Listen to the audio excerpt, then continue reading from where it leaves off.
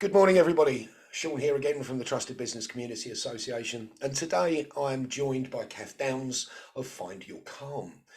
Well, Find Your Calm works in the health and wellness space, and really is a place where she's trying to find a calming influence for those people that she's working with in their life and in their work life as well as their home life. Creating that work-life balance obviously starts with us, but more importantly, it starts here in our minds. And the mindset plays an important role in building that calm from a strong foundation. Cath, welcome. Lovely to have you here, and it's always a pleasure to have you on our calls. And we see each other quite regularly, but it's nice to have a one-to-one opportunity to chat to you today. It is. It's really nice to join you, Sean. I do like our chats. Excellent. Now, just so that obviously I know you, but those people listening in would probably like to know more about you. So, do you want to maybe give us a little bit of backstory of what you were doing before you came into this space, in the health and wellness space, and maybe then bring us a bit more up to date with what's going on within what you're offering? Yeah. Okay. So up until about 4.5 years ago, I was a primary school teacher, living down in Somerset in the beautiful northwest is where I am now. I left teaching for various reasons, a lot to do with the system itself, and I absolutely loved being with the kids in the classroom. But there's as anybody who is a teacher or knows a teacher, there's a whole lot of stuff that's in teaching that is absolutely nothing to do with teaching, and the whole sort of culture started really kind of getting me down quite a lot, and I felt it wasn't the job for me anymore, which was kind of a strange realization to come to, because I'd always wanted to do it. You know, I decided when I was about 7 years old that I was going to be a school teacher. And I did that very linear progression of school, university, into teaching, and that was it. And I thought that was where I was going to stay until retirement. And so to sort of reach a point where I felt like I couldn't be in it anymore, was quite difficult in a lot of ways, because my whole identity was tied up with being a teacher. So I left it, and it was only coming out of it that I realised just how consumed I'd been by the job. And it, as I say, it was a big part of my identity, but it meant that in my life outside teaching, I wasn't actually there a lot of the time. I was physically there, but I wasn't present, you know. And by that point, I had a young son of my own. I had 2 stepchildren, and it just really made me think, you know, how much have I missed out on, because my mind has been elsewhere so much of the time. And so I kind of rediscovered the whole mindfulness and meditation thing. I kind of had a little bit of interest in it when I was at university, but that was really because I thought it made me more interesting. I think it wasn't really for the right reasons. So I sort of came back to it, and along with a friend of mine who'd also left teaching, we sort of rediscovered it together, and started kind of using it a lot more, and it helped us both so much to kind of get back into our lives after the years of teaching. And we did a mindfulness teacher training course together, and that was fantastic, and we learned absolutely loads on it, and you know, and it sort of filled us with inspiration, and we had all these ideas about what we might do with our new qualification. And as I say, I was living in Somerset at the time, and that's where all my school contacts were, and so along with this friend, we had a little plan, and we thought that we'll do something for schools. You know, we'll take it in and we'll share this with staff, and you know, try and help staff groups to sort of deal with their stress and all that kind of stuff. So that was my plan for a while. And then my husband completely threw a spanner in the works by getting a job in Liverpool. And so we moved up here right before lockdown. So that was that. That was another little strange chapter. So I'd gone from having this sort of plan with a friend to being somewhere completely new. Didn't have any connections up here. Didn't have all those school connections, obviously, that I'd had down in the southwest. And then I was sort of, well, okay, well, what do I do now? What shall I do with this qualification that I've got, and this kind of this newfound passion for well-being and mindfulness, and you know, I really felt that I wanted to share what I'd got and what I'd learned, and I'd kind of had nowhere to direct it at that point because everybody was in lockdown, and you know, it was hard to make connections. And so I started just putting stuff out on Facebook, and I created a Facebook group, and I just sort of, you know, started putting stuff out there. And it was because of a friend of mine, and yours, Sean, Claire Horsley, who I sort of reconnected with after about 30 years. We went to primary school together, and we hadn't seen each other for about 30 years. And at the time, she was doing her networking business, and she told me to, you know, she got me to connect with her again, and she said to me, look, you've got to do this properly. You know, if you like, take it seriously, call it a business. Don't be messing about with it. Don't sort of just look at it as something, you know, like a hobby. Yeah, don't have it as a hobby. Exactly that. Yeah. She said, you know, take it seriously, call it a business, come along to some networking. I said, oh, what's that? and she got me into her Zoom groups that because she put everything from like in face to face. She put everything online at that point. And so I started going along to her Zoom networking groups, and I met you, and a lot of other fantastically interesting people. And yeah, I've just started to, you know, just widen my reach and get on social media a lot more and make connections, and just through the people that I've met and the stories that I've heard and the people I've spoken to, that's really helped me to kind of find my direction now and kind of shape what I'm doing. I think, you know, it's probably a lot of people with small businesses can relate. When you start out, it is a bit kind of, you know, what actually am I going to put out there? Who am I aiming it at? How am I going to package this stuff that I want to share? And it takes quite a long time to get to a point where you go, right, that's it.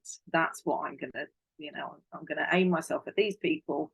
I'm going to create this for them, and this is what it looks like. So I'm just about there at the moment, and it will change again. You know, obviously as it always does. As it always does. So yeah, so I'm a lot more sure of what I'm doing now and how I'm helping people. Initially, I worked with women because I kind of thought, well, that's my lived experience, and being I hate the term, but homemaker. I hate that term, but that's essentially what a lot of us do, and a mother, and so I thought, well, I'll aim myself at people like me because I understand them. And they probably, again, you're thinking along the lines that they would probably have an affinity with you as well, because you've both gone through similar experiences. Exactly that. Yeah. So that's kind of where I started myself. Actually, you know, I started aiming at those people, and then over time, I've quite sort of by chance, I ended up working with a male client. It was the brother of a woman that I was working with, and she said, "Oh, look, can you see if you can help him out, because he's in a bit of a state at the moment." And it was so interesting working with him, and I was able to help him in a way that I didn't really think I'd be able to help him. And that led me then to thinking about working more with men, and doing men's groups, because I like the one-to-one work, but I kind of prefer the group work in a way, because it's, you see a kind of support network kind of building in front of your eyes when you work with a group, and you see people kind of making connections with each other, and supporting each other, and sharing experiences and stuff. And it's I really love that whole sort of building a little community. So I'm more focused on group work now, and I'm more focused on working with men, and getting them into using mindfulness techniques, to help with just kind of everyday stress, finding that balance between work and life, and just helping them to find the joy in every day.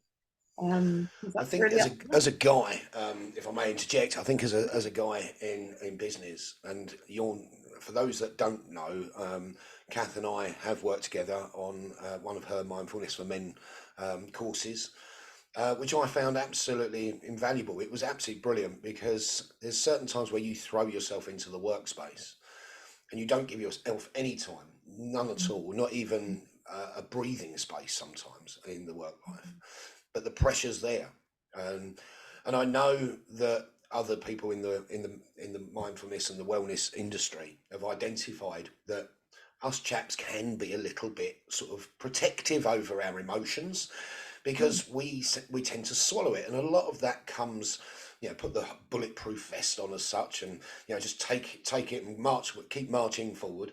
But a lot of that comes from innocent terms, in fairness, but innocent terms in our upbringing.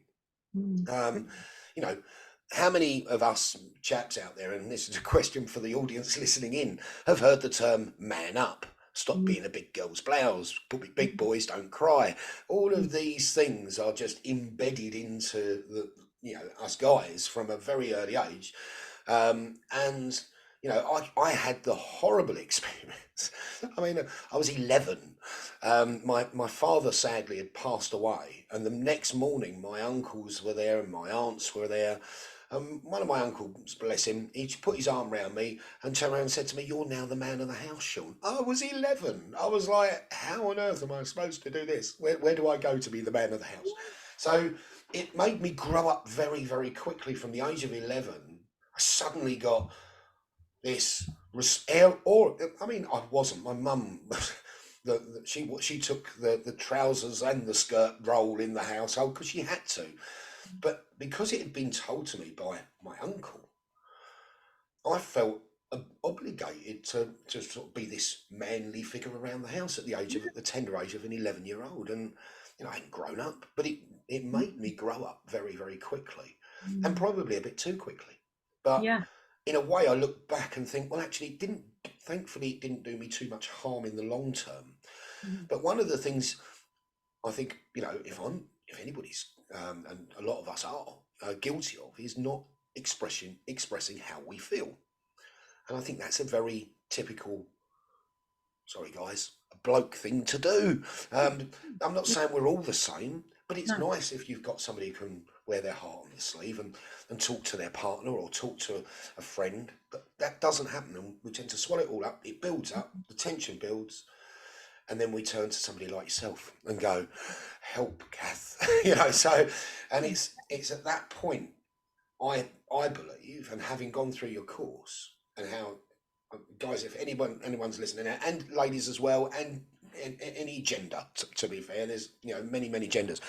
If you're going through something that you're finding really difficult to come to terms with, whether it's maybe clouding your judgment, clouding your thought processes, whatever it may be, somebody like Cath going to you, Cath, clears that fog, and it just gives you the chance to sit back and and start to take a much calmer, I know, no pun intended, obviously, find your calm, but no pun intended, but give your calmer outlook, to actually take a breath and step back, because taking a bird's eye view, stepping out and sort of looking in, you can actually see a lot clearer than when you're in the middle of all that noise.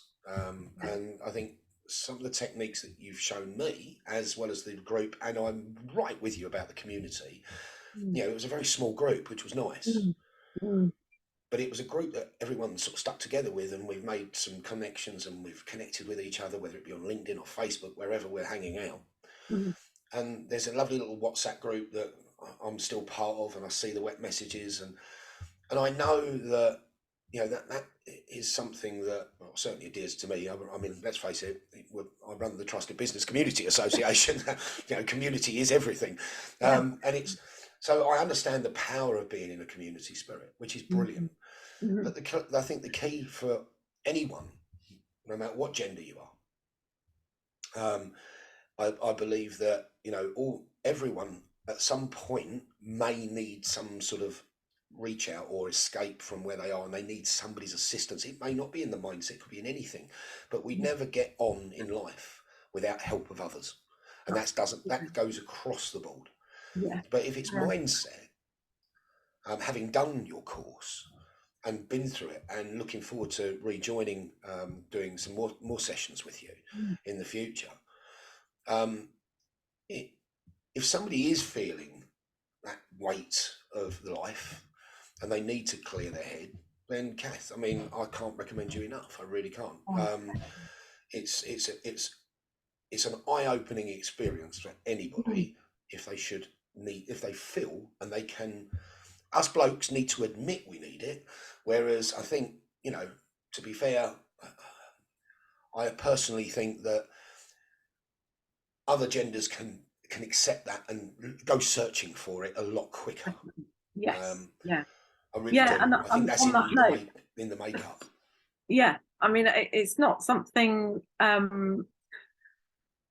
I think you don't want to wait until you reach crisis point before you kind of go, I need something, because by that time you're so in it, it becomes very, very difficult for you to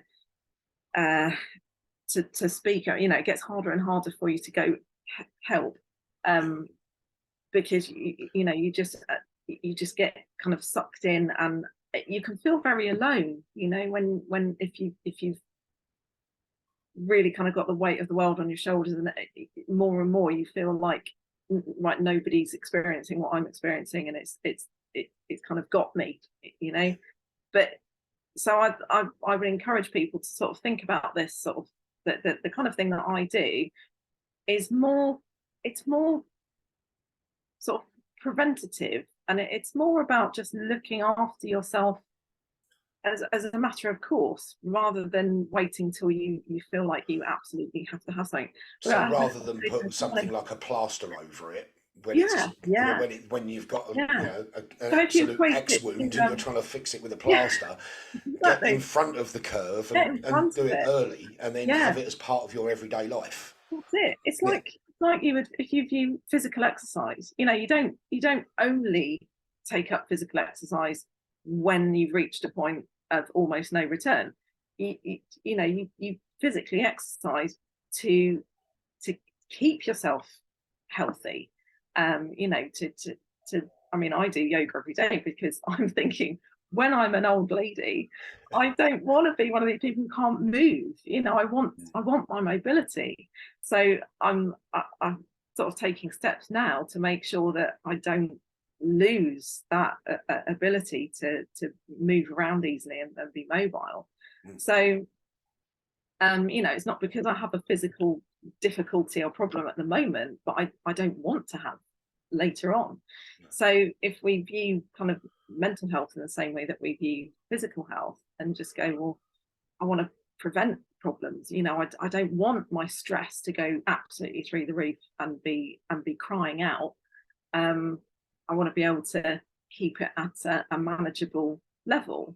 So doing something like the courses I offer, which just give people practical tools and ways of looking at situations that just change perspective. And it's all very subtle changes. It's not, I never sort of pile on the homework and go, right, here's a ton of stuff you have to learn.